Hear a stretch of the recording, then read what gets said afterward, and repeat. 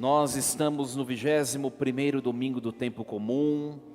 Queridos, nós acompanhamos, contando com este domingo, 5 domingos, este capítulo 6 do Evangelho de João. Todos esses domingos eu expliquei, e para recordar uma vez mais, cada ano a igreja lê um evangelista sinótico, Mateus, Marcos e Lucas. Nós estamos no ano de São Marcos, só que o Evangelho de São Marcos é muito curto e não completa todos os domingos do tempo comum.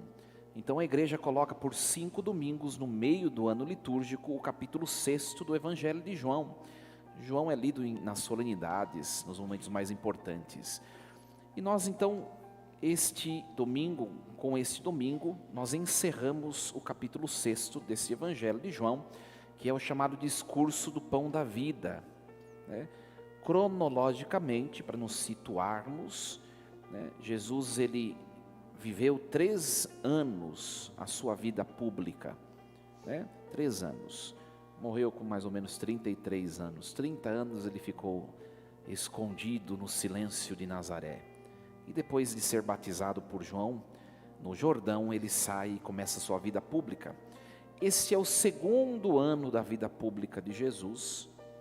E aqui ele faz o discurso do pão da vida, ele vai falar já da Eucaristia, né?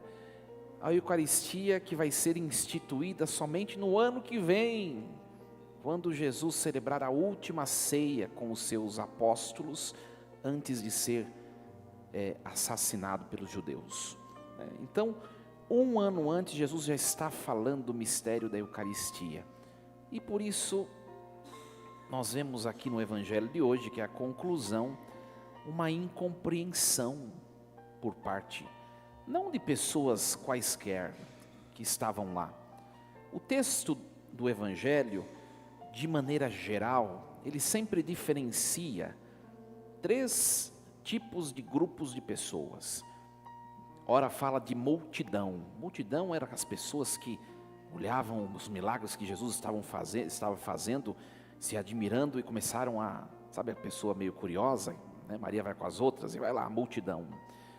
Depois fala dos discípulos, que são aqueles que caminhavam um pouquinho mais de longe, mas caminhavam sempre com Jesus, né? Esses discípulos dos quais Jesus fala hoje, eles caminharam desde o início da vida pública com Jesus. E depois tem um terceiro grupo de pessoas, que são os apóstolos, os 12. Então aqui o Evangelho de hoje está falando dos discípulos. Não eram os apóstolos os mais íntimos, mas também não era a multidão que nem sabia quem era Jesus, só estava lá para ver o que ia acontecer, o que ia dar, né? Eram pessoas que estavam acompanhando. Então, todo esse relato se passa com essas pessoas, né? Eles se escandalizaram com Jesus. Para a gente entender qual foi o motivo do escândalo, a gente tem que voltar no Evangelho do 20º domingo do tempo comum, que no Brasil foi omitido por causa da solenidade da Assunção de Nossa Senhora, né?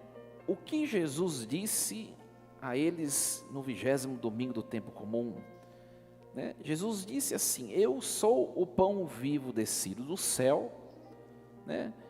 Se não comerdes a minha carne e não beberdes o meu sangue, não tereis a vida em vós.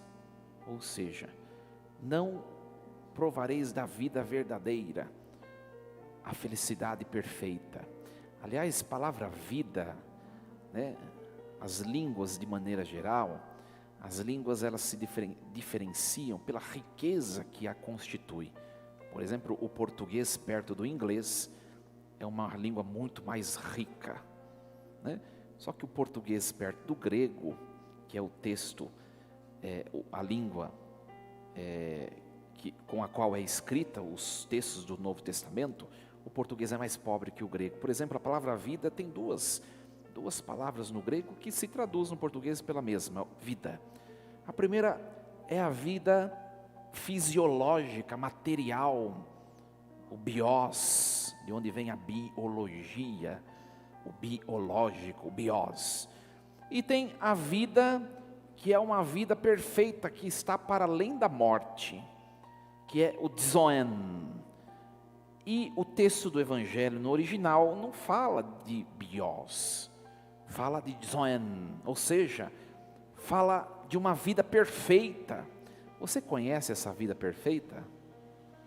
Conhece nada, porque nós já nascemos na corrupção, no mundo decaído. É uma felicidade indescritível.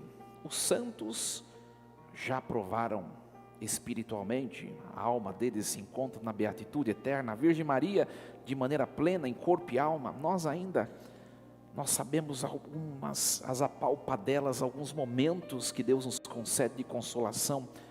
Nós conhecemos um pouquinho o sabor, mas não sabemos o que é a totalidade. Jesus está dizendo: se não comerdes minha carne, não beberdes o meu sangue, não tereis essa vida. Aqui há um escândalo, por quê? Porque aparentemente parece que Jesus está dizendo, parece que Jesus está sugerindo um certo canibalismo. Eles não entenderam o que vai acontecer ainda, porque será no ano que vem só a instituição da Eucaristia. Eles não entenderam, parece que Jesus está com um discurso canibalista. Espera um pouquinho, Aliás, no livro do Levítico, capítulo 17, está proibido tomar sangue humano. Está lá na lei de Moisés. Jesus está faltando parafuso, está pancada, não é possível. O primeiro ensinamento da liturgia de hoje é que se a gente não conhece as coisas, espera um pouco. Você não sabe o que é, de onde veio, o que vai dar. Por que já atropelar tudo? Espera. Esses discípulos que andaram com Jesus já há 2 anos, eles não esperavam. Eles não esperaram. Ouviram muitas vezes Jesus dizer ser o Messias, ser Deus. Eles viram tantos milagres que Jesus fez. Aliás, esse discurso do pão da vida, ele foi imediatamente após o milagre estupendo da multiplicação dos pães. Jesus tinha acabado de multiplicar 5 pães e 2 peixes para uma multidão de 5.000 homens, sem contar mulheres e crianças. Será que não tem um crédito? Será que não tem um crédito? Será que não merece um pouco mais de paciência de ouvir? Espera. Nós fazemos a mesma coisa que esses discípulos. Somos muito imediatos nas coisas. Acontece uma coisa que a gente já não está na nossa previsão. Parece que o mundo acabou. Espera na providência de Deus. Olhe para trás e veja quantas coisas, quantas situações já semelhantes a estas você já passou e Deus honrou a você na providência santíssima. Será que agora Deus não fará o mesmo? Espera. Tantas coisas também que nós queremos respostas, não é? Na nossa vida. Por que disso? Por que disso? Se fiz tudo certinho, se foi feito isso, por que aconteceu isso? E não ouvindo respostas, muitas vezes nós fazemos como esses discípulos, jogar tudo para o alto, desistir, parar, ou o que eles fizeram antes de ir embora, murmurar contra Deus. Nós fazemos o mesmo. Espera em Deus. As coisas que não têm resposta, espera que Deus vai mostrar. Se eles estivessem esperado 1 ano, eles teriam tido a oportunidade de ver e de compreender isso daqui, que Jesus está falando 1 ano antes. Ele está falando da Eucaristia, não é de canibalismo, O seu corpo material, ele vai ser depois de 1 ano, vai ser crucificado, vai ser sepultado, vai retomar a sua vitalidade, vai ressuscitar e vai subir aos céus. Não é desse corpo. Ele está falando, ele está falando da sua presentificação sacramental, né? Sacramental, e eles não entendendo foram embora. A gente analisa a vida da igreja, né? Perguntar para vocês, qual é a principal crítica, ou o motivo principal da cisão, da divisão que fizeram com a igreja de Cristo? Qual é, no século XVI em diante? O mesmo motivo do Evangelho. É claro que alguns vão dizer, por causa dos santos, por causa de Maria. Não, a Eucaristia. Nós somos chamados idólatras pelos protestantes, primeiramente por causa da Eucaristia. Os santos, imagens, as coisas vieram depois. A Eucaristia, porque não creem que é o Filho de Deus que está e que se coloca em nossas mãos. É o mesmo motivo. O mesmo motivo pelo qual esses discípulos foram embora quando Jesus falou da Eucaristia, os protestantes também deixaram a Santa Igreja Católica. O mesmo motivo. E quanta gente, e às vezes que nós conhecemos, por anos professando o credo, creio na Igreja Una Santa Católica Apostólica, ou credo apostólico, creio na Igreja Católica, na comunhão, blá, blá, blá, blá, blá, blá, e depois foram embora da igreja, deixaram a carne, do grego, o sarx, deixaram o sangue de Cristo, para seguir algo tão inferior. Então, minha gente, a Eucaristia ainda é motivo da divisão da igreja, como já aconteceu em Jesus, né? E aqui Jesus ele pergunta também para os seus apóstolos, né? Vós também quereis ir embora? Né? Vós quereis ir embora? Aproveita, é o momento. Jesus ele não cedeu às verdades da fé. Ele não cedeu. Não é bem isso, né? Não é bem isso, estou brincando. Não é bem isso, não, vamos aliviar um pouco. É isso e pronto. E acabou. Vós também quereis ir embora? E Pedro, que é o chefe da igreja, né? O príncipe dos apóstolos, a quem iremos, Senhor? Tu tens palavras de vida eterna. É claro que Pedro não responde por si próprio, mas em Deus. Então, o Evangelho de hoje quer nos mostrar que não existe plenitude sem a Eucaristia. Não existe. Não existe. Não existe plenitude sem o que nós celebramos aqui, ainda de maneira inferior. Porque os céus, o que é os céus? Os céus é um grande culto, uma grande missa, que é para todo sempre e não acaba. A sorte de vocês é que no céu não tem minha homilia, né? É muito melhor. Ora, a sorte também é que não tem os nossos músicos, mas tem São Miguel tocando harpa.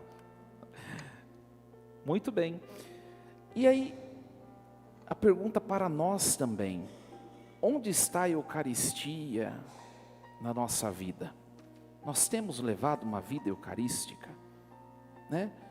Hoje, nós ouvimos esse texto de Josué, porque a igreja sempre contrasta a primeira leitura com o Evangelho.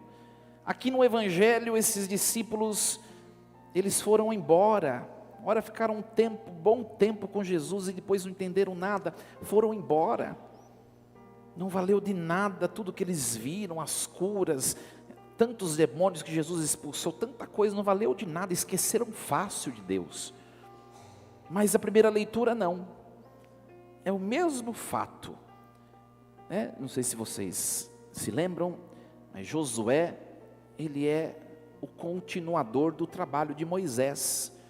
quando Moisés liberta o povo da escravidão do Egito, eles atravessam o Mar Vermelho e depois eles enfrentam o deserto antes de chegar na terra de Canaã. E no deserto eles enfrentaram um monte de dificuldade. Tiveram fome, tiveram sede, mas Deus providenciou o maná e a água da rocha. Surgiram na frente deles povos pagãos que queriam destruí-los, mas Deus, mesmo na fragilidade deles, Deus, pela oração de Moisés, Deus os permitiu vencer esses povos. E tantas outras coisas. Quando o povo começa surge a peste das serpentes, que começam a picar, né, e muita gente morre, Deus vai lá com a providência santíssima e manda eles construírem uma serpente de metal. E quem olhava para essa serpente era curado. Deus sempre foi dando um jeito. Só que quando chegaram na terra prometida, tinham os chamados povos amorreus. Eram povos pagãos que tinham cultos pagãos, né? Eles começaram a praticar os cultos pagãos na terra em que Deus tinha dado para eles, uma afronta a Deus, né? Sabe quando alguém dá de presente uma coisa, né? Você dá, aliás, alguma coisa para alguém e aquela pessoa usa aquilo contra você? Foi o que aconteceu. Deus deu a terra prometida e eles praticaram cultos pagãos. Ora, o que aconteceu? Josué que estava conduzindo o povo, porque Moisés quando chegou, ele viu a terra prometida, ele morreu. Então Josué assumiu o povo, a direção do povo. Josué, vendo essas situações, uns serviram os deuses dos amorreus, daquele povo que estava lá. Outros começaram a servir os deuses lá de Abraão, que Abraão no começo ele era politeísta. Só que depois ele foi descobrindo Deus, ele foi conhecendo a Deus, ele deixou o politeísmo e começou a adorar ao Deus único. Esse povo voltou àquelas coisas que Abraão tinha deixado para trás já. E aí Josué reúne todo mundo, chega todo mundo aqui. Não está legal isso, não está legal, né? Se vos parece mal servir ao Senhor, escolhei hoje a quem quereis servir. Se aos deuses dos vossos pais, lá de Abraão, na Mesopotâmia, ou aos deuses dos amorreus, desse lugar. Eu e minha família serviremos ao Senhor. Cada um escolha. É como se Josué tivesse dito assim: quem não quer servir ao Deus verdadeiro, vá embora. E aqui, diferente do Evangelho, o povo fica impactado, né, com o que Josué fala. E o povo diz assim: longe de nós abandonarmos o Senhor para servirmos a deuses estranhos, porque o Senhor nosso Deus foi Ele quem nos tirou do Egito. Então o povo decide ficar com Deus na memória do que Deus fez para o povo. Isso vale para nós, meus queridos, no sentido de quando as situações apertarem e nós, tentados pelo demônio, estivermos para cair no pecado da murmuração, da reclamação, do desânimo, lembre-se do que Deus já fez, e Ele vai voltar a fazer, e mantenha-se em pé, com fé, não desista, não faça como fizeram os discípulos, voltaram para trás, diz o texto, voltaram atrás, desistiram. É um tema muito bonito para nós, porque nós somos muito, nos entusiasmamos muito rápido, mas esfriamos também muito rápido, né?